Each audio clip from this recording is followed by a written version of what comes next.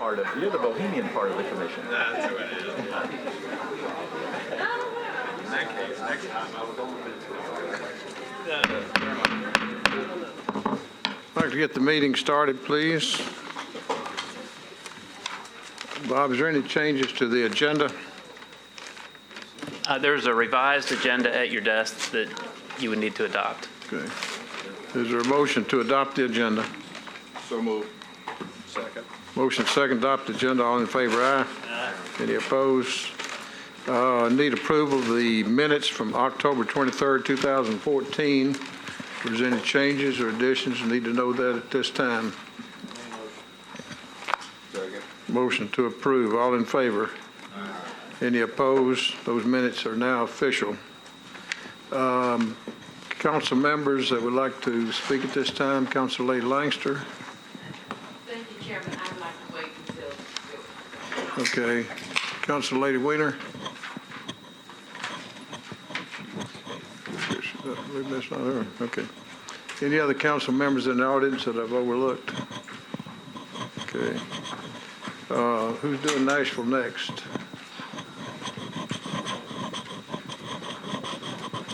Is that you, Catherine?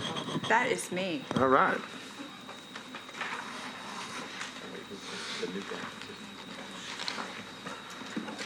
All right. Hi, I'm Catherine Withers. I'm here to give you an update on the community plan progress associated with the Nashville Next work. If you recall, we're in phase 4. We like to say we're in phase 4.5. We're making policy decisions that are going to shape the plan.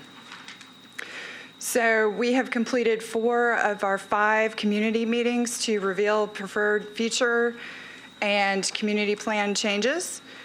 We have 1 meeting left on November 20th, next Thursday, at the Southeast Library Complex. And it is in the southeast part of the county, but it is a countywide focus. So if anybody has missed the previous meetings, please come out to that. So our approach to updating the community plans, we found that most of the county does not need to have its policies changed to align with the preferred future. That we don't need to accommodate 25 years of growth in this plan. We can take more of a 3 to 10 year look at accommodating employment and housing. Changes occur generally near centers, near transit corridors, within infill areas adjacent to those centers and corridors, and to preserve rural areas and areas of sensitive slope. So with that, as we update these plans, there are the changes, but then we're also carrying forward relevant ideas from the past and detailed neighborhood design plans. So at these meetings, what we've shown, giant maps, there's an overview of the community planning area, and then on the right side of the map, there are insets that detail the changes that are being proposed. For example, on the right here, this is the White Bridge Road area with Nashville State Community College and Lions Head Shopping Center. You see a yellow line that denotes the centers from the preferred future, and then the blue denotes policy changes. So in this case, we are changing the policy from major institutional, recognizing that community college and changes that are happening in the area, we're moving it to an urban community center to match what's proposed in that preferred future. Also looking, there's been suburban neighborhood maintenance policy adjacent to that, and we think that this area is going to change to more urban pattern in the future. So we're putting that into urban neighborhood evolving. So when we show these changes to the community, we're asking, are these changes reasonable? Are there other changes that we should make to support the preferred future? And are there other tools that the community can think of to help implement Nashville Next in these areas, like preserving affordability or adding sidewalks? So now we're tallying all these comments that we've gotten back. So what's next? We're going to launch an online tool next week to allow the community to participate in these activities at home. We've got the Book a Planner, where we send planners out to meet different community groups where they are, where they're meeting. And we're continuing with that work through January 23rd. And then our plan is to release the mid-draft to the public in mid-February. that's where we are. Any questions, Catherine? Okay, thank you. I have a question. I have a question about the conservation overlay that I think the commission approved a while back, which took the entire floodplain and put it into a conservation policy. We know there's areas of town that are industrial or already developed that now have conservation policy on them. And so are we taking a close look at that entire overlay? Well, the conservation policy in T6, which is downtown, or T5, it talks more about, there's some remediation, there's some expectation that in T6, maybe it's treated differently, as in T1, T3, suburban to rural, where it would be preserved, but then there's some expectation in the more urban and developed areas, you may be dealing with some offsets or remediation. Maybe not complete set-asides of floodplain. Does that make sense? Yes, I guess as long as it's clear. I don't know if it's currently clear necessarily Okay. how that policy should be dealt with in areas that are already developed or should be developed. Okay, well, we'll take a closer look at that as we do updates to CCM. Great. Yeah, we are, I mean, as Yeah. Catherine said, we're looking at making it clearer that the more rural you are, the less disturbed we would expect it to be. So I think that That's a good way of saying following it. it, yeah. Okay. Thank you. Okay, thank you, Catherine.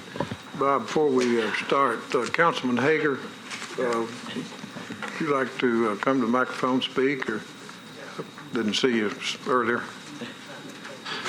I'm just here on the permanent golf bills, and when it comes up, I think it's on the consent agenda. I'd like to speak afterwards if I can. Okay. Thank you. Thank you. Bob, any items to be deferred or withdrawn? Yes, there are several items to be deferred today, starting with item 1A, 2014 CP-007-006. This is a request to amend the West Nashville Community Plan 2009 update by changing the community character policy from T4 Urban Neighborhood Maintenance Policy to T4 Urban Mixed-Use Corridor Policy for properties located at 333 and 335 53rd Avenue North. Staff recommendation is to defer indefinitely. Next item is item 1B, the associated zone change that goes with that policy change. This is a 2014 SP 062-001. This is a request to rezone from OR20 and CS to SP zoning for properties located at 333 and 335 53rd Avenue North to permit a restaurant and grocery store. Staff recommendation is to defer indefinitely. Next item is item 3A, 2014 CP-010-002. This is a request to amend the Green Hills Midtown Community Plan to add special policy language to the suburban neighborhood maintenance policy that applies to the property located at 2001 Woodmont Boulevard to support the continuation of an existing non-residential facility. The staff recommendation is to defer to the December 11th, 2014 Planning Commission meeting. The next item, 3B, is the associated zone change that goes with that. 2014 SP-019-001. This is a request to rezone from R40 to SP zoning for property located at 2001 Woodmont Boulevard to permit physical therapy, medical office, and associated uses in the existing building. The staff recommendation is to defer to the December 11th, 2014 Planning Commission meeting. Next item is item 6, 2014 S-178-001. This is a request for final plat approval to create 4 lots within the Eastwood Neighborhood Conservation Overlay District on property located at 313 and 315 Manchester Avenue. Staff recommendation is to defer indefinitely. Next item is item 9, 2014 SP-081-001. This is a request to rezone from IR and IG to SP zoning for property located at 1226 2nd Avenue North to permit a mixed-use development. The staff recommendation is to defer to the December 11th, 2014 Planning Commission meeting.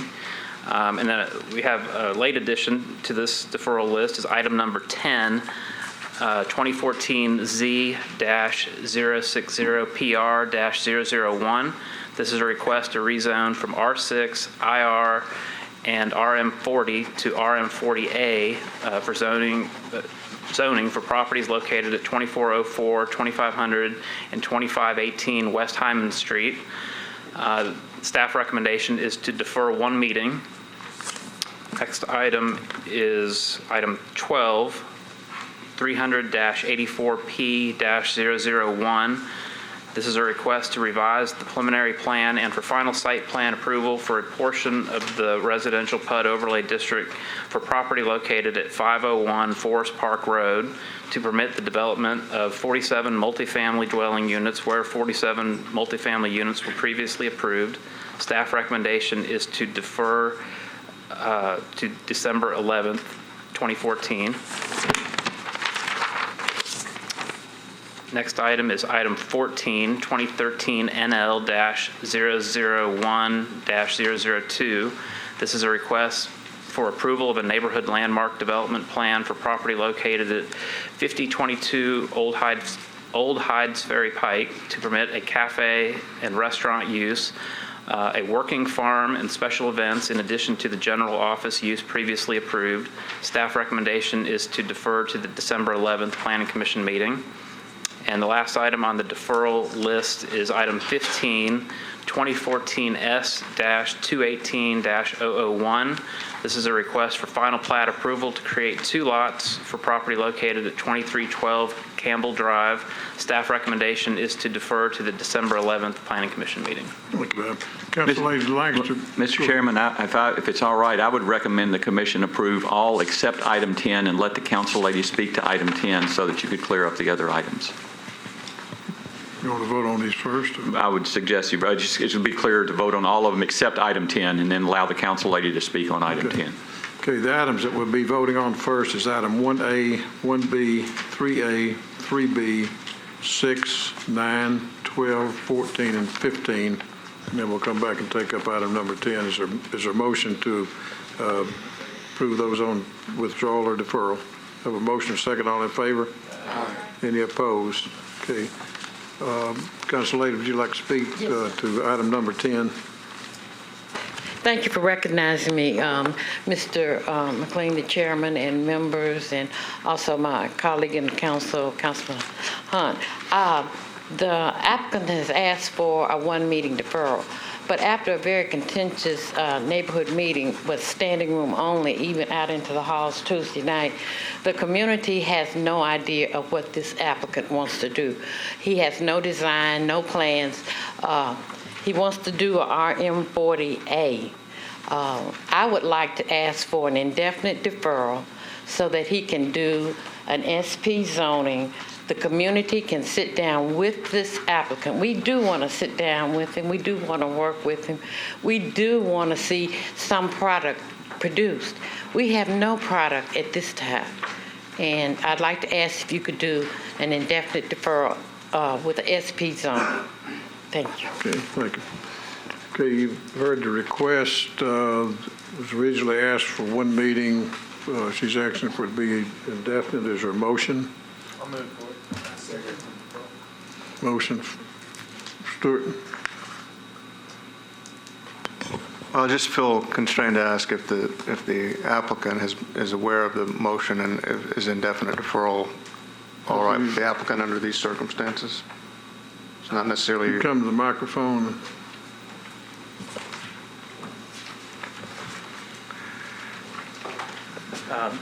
Planning Commission, my name is Sean Bells. I'm the applicant under my company name, FMBC Investments. I'm also a co-owner of the property. We were asking for a 30-day or to the next meeting deferral. Okay. We had only had one community meeting. It was well attended, but we obviously need some more communication with the community. I do not wish to defer it indefinitely, but at least for one meeting, so that we can perhaps meet with the community again. This is one of those times of the year where a one meeting deferral is a month. Is that right? Okay.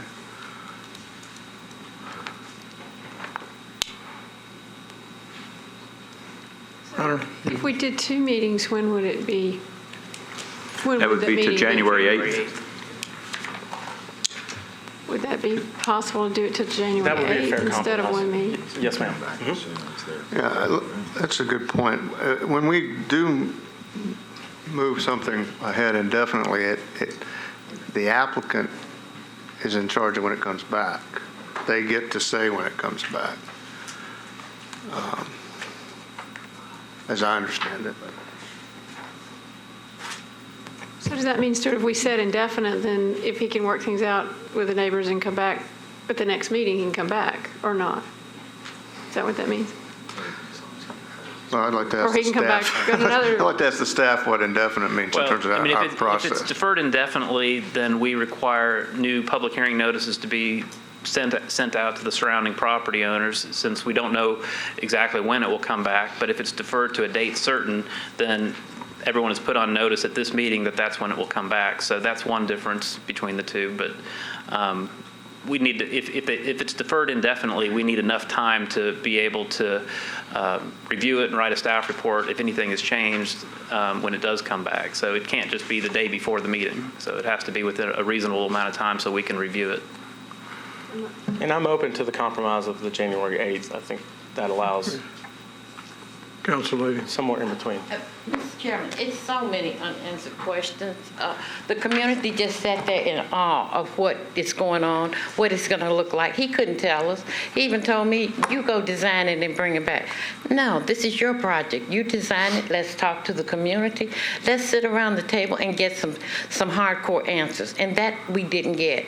We'd like an SP zoning and really work together on this, because we can work it out. And I'd like a SP zoning with indefinite deferral, which doesn't mean never. It just means after we get it worked out, that we will call the planner, Carrie Logan, and tell her we're ready to come back before the commission. You understand that indefinite means that he could bring it up to the next meeting. It's the applicant's choice. We'll be here. Well, The issues, staff, I mean, if it helps the commission, staff was at the community meeting. The issues are not particularly what the use is. The issues are design, and it's not likely that you're going to be able to deal with the issues in terms of transition and scale and buffering without doing an SP, to be honest. Thank you. Exactly. I agree with you. And out of fairness, that meeting was held on Tuesday, and the councilwoman is correct. We do not have a design for it. It is a zoning change. We're not required to share a design or have that implemented. And from that meeting, we'd like to have a little bit of time to regroup and also get input from the community. If the ruling is indefinite and we can bring it back at any time we'd like, I mean, if that's the ruling and she wishes that to be done, that's fine. If she's fine with, we can bring it back at any time we want. Otherwise, I was open to the compromise of doing January 8th. Bob, what's the amount of time y'all need for notice roughly? I mean, is it 2 weeks or a month? Notices get sent out 10 days prior to the meeting, so we send the applicant the notice information. I would say 3 weeks to A month to 3 weeks Yeah. before you were to ask for it to come back. 2.5 weeks, I guess, is probably a reasonable amount of time that we need to know before the meeting so that we can get him the notices, he can prepare them and get them back to us. Commissioners, there's so many unanswered questions, and my community is really baffled about this legislation. We need some answers, and I don't think he can get them through a SP zoning between now and January the 8th. But please vote for SP zoning plus indefinite deferral. We want to work with him. There's community members here now that will tell you, will raise their hand, that they want to work with them. Thank you. Hunter, you had. I'll make a motion. I'll move that we defer indefinitely. Thank you. Motion second to defer indefinitely. Thank you. All in favor? Any opposed? Motion carries. Thank you. Now, we still need to make another. No, you're okay, because you did the others before. Okay, then we took care of that one that way. Right. Yeah, you're up to speed. All right, Robert, we are All right. ready for any items on consent. Before I get to the consent agenda, as information for our audience, if you are not satisfied with a decision made by the Planning Commission today, you may appeal the decision by petitioning for a writ of cert with the Davidson County Chancery or Circuit Court.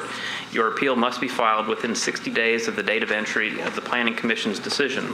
To ensure that your appeal is filed in a timely manner and that all procedural requirements have been met, please be advised that you should contact independent legal counsel. As noticed to the public, items on the consent agenda will be voted on at a single time. No individual public hearing will be held, nor will the commission debate these items unless a member of the audience or the commission requests that the item be removed from the consent agenda. So as I read the following items into the record, please raise your hand if you would like one of these removed from the consent agenda. First item is item number 2, 2014 CP-008-002. This is a request to amend the North Nashville Community Plan by changing the community character policy from an urban neighborhood maintenance policy to an urban neighborhood evolving policy for properties located at 4101, 4103, and 4105 Albion Street, and at 930 and 932 42nd Avenue North. Staff recommendation is to approve. The next item is item 4A, 2014 CP-014-001. This is a request to amend the Donaldson Hermitage Community Plan by applying a special policy for a portion of property located at 3939 Old Hickory Boulevard. Staff recommendation is to approve. The associated zone change that goes with that policy change is item 4B, 2014 SP-073-001. This is a request to rezone from R15 to SP zoning for a portion of property located at 3939 Old Hickory Boulevard to permit up to 16 detached residential rental villas. Staff recommendation is to approve with conditions and disapprove without all conditions, subject to the approval of the associated policy amendment. Next item is item 8, 2014 SP-080-001.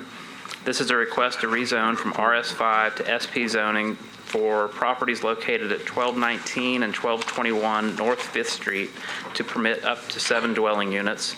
Staff recommendation is to approve with conditions and disapprove without all conditions. Next item is item 11, 2014 Z-062 PR-001. This is a request to rezone from IWD to CS zoning for properties located at 501 and 511 Royal Parkway. Staff recommendation is to approve. Next item is item 13, 88P-034-001. This is a request to revise the preliminary plan and for final site plan approval for a portion of the Bellevue Professional Park Commercial PUD Overlay District for property located at 8150 Sawyer Brown Road to permit the development of a 4,342 square foot personal instruction facility. Staff recommendation is to approve with conditions. And next item is item 16, 2014 S-220-001. This is a request for final plat approval to create 2 lots on property located at 504 Elgin Street, zoned RS 7.5. Staff recommendation is to approve with conditions, including an exception to section 3-4.3 of the subdivision regulations. And the next item under other business is item 17, employee contract renewal for Melissa Sajid. Staff recommendation is to approve. Next item is item 18, new employee contract for Justin Wallace. Staff recommendation is to approve. Next item is item 22, an amendment to the 2015 filing schedule, and staff recommendation is to approve. And the last item is item 23, accept the director's report and approve administrative items. If you would go back and call out the item numbers again. Okay, items on consent are item 2, 4A, 4B, 8, 11, 13, 16, 17, 18, 22, and 23. Okay, you've heard the items to be requested to be on consent. Is there a motion? Mr. Chairman, before you vote, I did talk to Councilman Hager, and he said he did not need to speak unless someone wanted to speak against the item in his district. Okay. Motion second to approve items on consent. All in favor, aye. Any opposed? They're now official, so I guess we're ready for item number 5. So we got 5, 7, and 16. 7.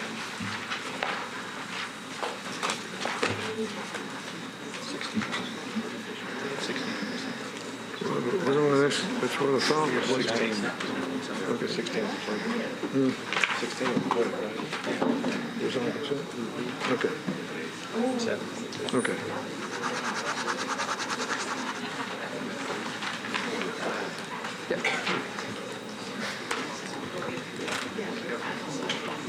Wait for. You would, the ones moving out, if you'd move out to the hall with your conversations, we'll continue the meeting. Item 5 is a request to revise a preliminary plan to permit a check cashing facility. Staff recommendation is to disapprove. This request was deferred from the August 28th Planning Commission meeting. The zoning is R8, which is a residential zoning with a commercial plan unit development overlay. This PUD was approved under COMZO, so at that time, the underlying zoning did not have to match what was permitted, so the commercial PUD actually dictates what's permitted instead of the zoning in this case. The plan was approved for 56,000 square feet of retail, restaurant, and office. The proposed use is a 1,500 square foot check cashing facility. That use is not permitted because it's not shown on the council-approved plan, nor is it permitted by the base zoning district. In conclusion, staff is recommending disapproval as the proposed use is not permitted within the plan unit development. Thank you. This item is open for public hearings. The applicant be allowed 10 minutes if they're here and would like to come to the microphone. Is there anyone here wishing to speak in favor of this item? Anyone wishing to speak in opposition? I declare the public hearing closed. Need a motion. I move we accept staff recommendations to disapprove.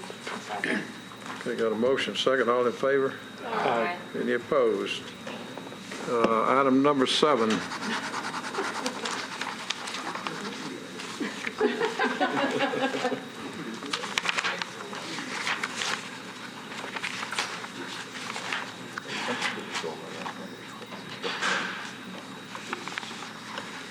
Okay, item 7 is a request to subdivide property outlined in red to create 2 lots. This is located on just north of Thompson Lane and east of I-24.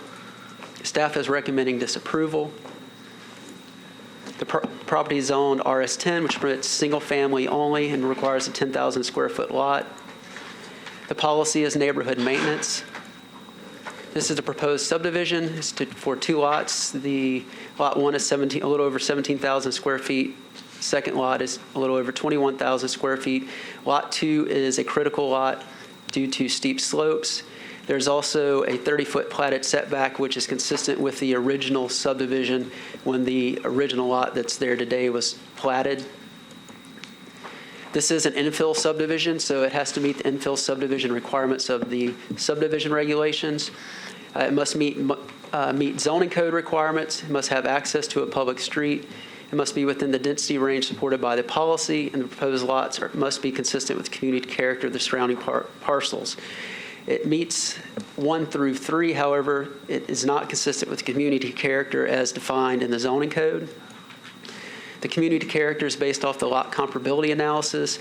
Both lots fail for frontage and area in this case. For frontage, the minimum frontage would be 111 feet. The largest here is 82 feet. The minimum lot size would be 23,958 square feet, when the largest lot proposed is 21,895 square feet. The applicant did not provide any information to indicate why this proposal would be harmonious with the surrounding lots. There are some smaller lots within a larger area. However, lots right in this area are a lot larger. And speculating, it's more than likely it's due to the steep slopes right in this area. As you can see, where Lot 2 would sit, the whole frontage is encumbered with 25% slopes that slope from Enos Road toward the site. This is looking at it from the north. There would also be a guardrail along the frontage of Lot 2. This is looking down towards, from the south, looking towards that guardrail. Inclusion staff is recommending disapproval as the request does not meet the subdivision regulations for infill development. Thank you, Jason. This item is open for public hearing. The applicant be allowed 10 minutes. They'd come to the microphone and make their case.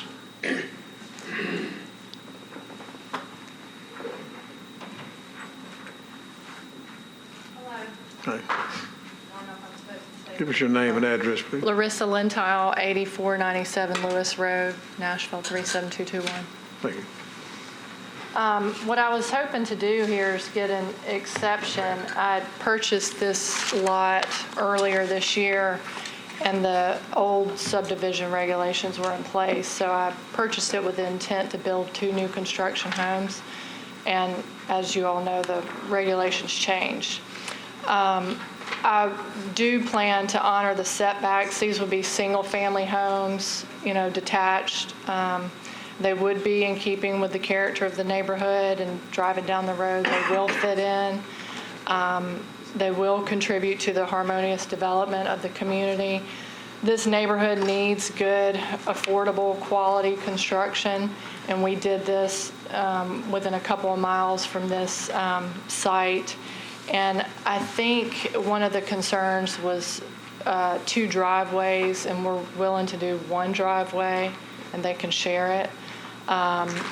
They will be, the new builds will be harmonious with the surrounding community character. And I have some handouts. I don't know if I was supposed to do this before. You can hand them to the staff, and they'll Okay. pass them around for you.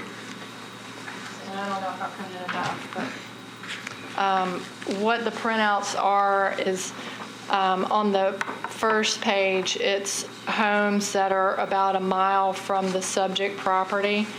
And I do intend to build smaller homes. And these are just north of Thompson Lane, like the subject property. And there are several new constructions in the area on the first page, and they're primarily cottage siding style. The second page are homes within a mile of the subject property, but on the south side of Thompson Lane.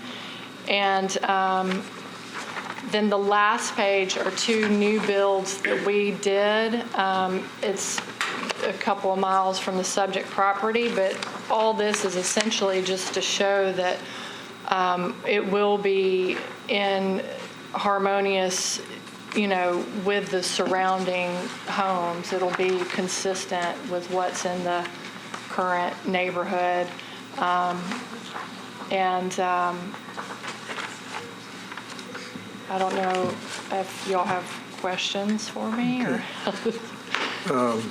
Any questions while she's here? You'll be allowed 2 minutes if there's anyone that speaks in opposition. So Okay. if you'd like to keep 2 minutes for rebuttal.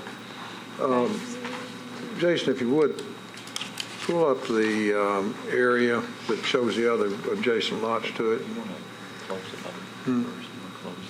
Okay. Before you start. Yeah, but any questions of this before she sits down? Okay. We'll call you back up. Anyone else in the audience wishing to speak in support? Anyone wishing to speak in opposition? You've got 2 minutes for rebuttal if you'd like to continue speaking. I don't know what I'm rebutting. Okay.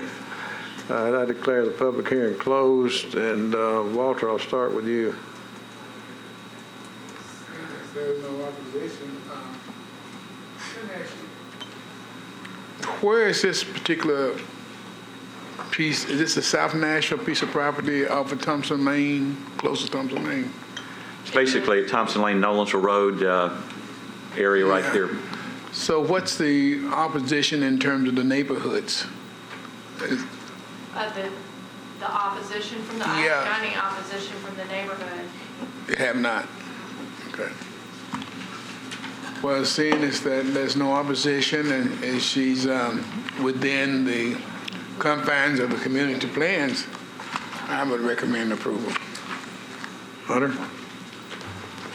I just want staff to remind us how we go about determining the comparability and what surrounding lots are used to determine that.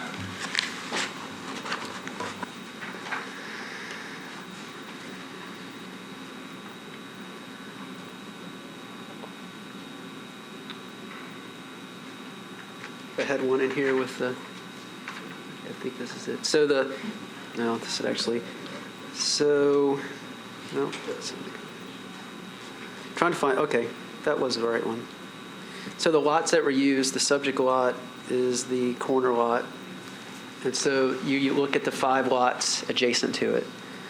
So on either side, if there's a break as far as a street or an alley or a use that's not residential, then those can be thrown out from the analysis. But we're basically looking for lots that have frontage that's within 70% of the average or the smallest, whichever is less for frontage and for area. And so in this case, we're looking at the lots to the side. And you could also on this one, you can see the frontages as well.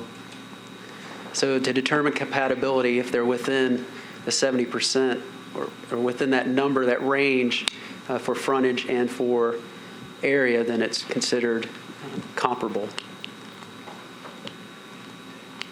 Does that answer your question? Greg? Can you go back to that where you were? There we go. Yeah. So just, I guess my question is... Or the one previous to that, Jason. Yeah, that shows it, yeah. Yeah, there we go. So when we look at these, the staff takes the mathematical piece and we apply it to certain lots. But when we say that it's harmonious in the area, in the neighborhood, and I'm looking at these other lots, and so like these other frontage lots are like 75 feet. Is that right? 72? Yeah, That's correct. And so what are the ones going to be on this proposed lot? Correct. So here's the numbers. And then what's the square footage on those others? Just looking. The ones back. up on top of the hill, Yeah, those. On Live Oak Road. there's I'm trying to look at the dimensions on them. So I mean, the proposed lots are harmonious with some of these in the area, it seems like to me, right? I think you could say that. And going back to what we were looking at earlier, what I said earlier is that these lots may be larger because of the topography. This is at the top of the hill, so it's a lot flatter here, where here everything's dipping down and it's running this direction and going up this direction. Yeah. Well, can I guess a question maybe for the developer. I mean, there's slope issues. You think that you can build it on those particular slopes on that one lot? Yeah, if you're facing them, the one on the right is the one that has the slope, and the intent is to not disturb that slope at all and to build. I mean, there's significant flat area. So the plan is to build 2 on the more flat part, the flattest part. Potentially do a basement or something, then above that, the living area, or? I don't know if we do a basement or not. Yeah. We didn't do a basement on the other ones. Okay. Well, I mean, I just want to make sure that, when we do these, and I know we've had these conversations, and we get in a predicament where if we don't follow the numbers, we have to have a reason why it's harmonious. And to me, it seems logical that within a very close area, 1 lot over, 2 lots over, that there are lots that are harmonious with that.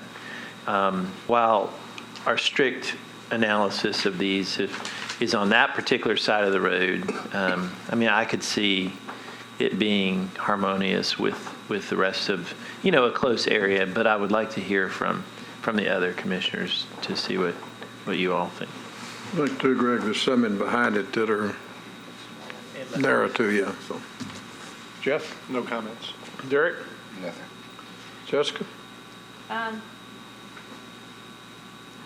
I kind of think I agree with what Commissioner Atkins was saying, and I can see this looking harmonious with Live Oak and then whatever the road is behind it. And then as I look and see all of the other structures that are on the larger lots on Enos Road to begin with, I just feel like, assuming it makes sense from a development perspective, this is a great way to get to relatively affordable units into this neighborhood where I think it's needed. So I would vote to support it.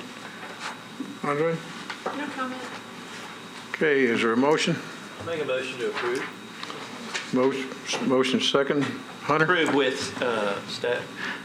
I guess I need to make sure that we approve with staff recommendation. I don't know if we had any conditions, did we? Do we have any condition? Well, We do need to add the condition of one driveway. I know that. I I didn't know would if there was say the anything one else. driveway and as she said, not disturb the slope at all, Right. but build where it's flat. So I guess my other question was, Yeah. you do have conditions?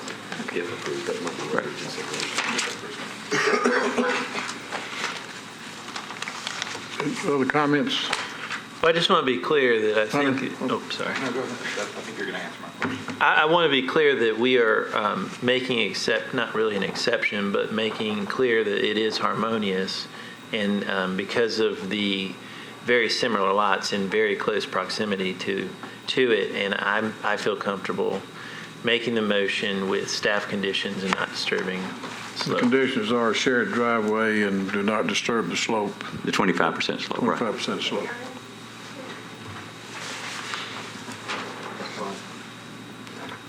Rush it.